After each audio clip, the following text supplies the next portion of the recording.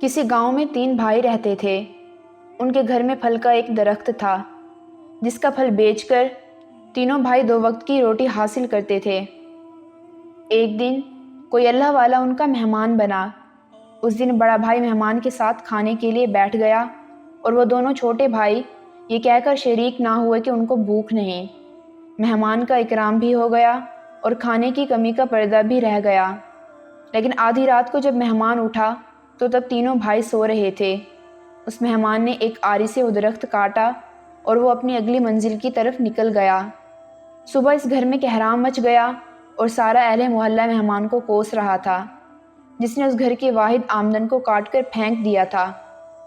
چند سال بعد وہی مہمان دوبارہ اس گاؤں میں آیا تو دیکھا اس بوسیدہ گھر پر جہاں وہ مہمان ہوا تھا اب عالیشان گھر بن گیا تھا۔ ان کے دن بدل گئے تھے۔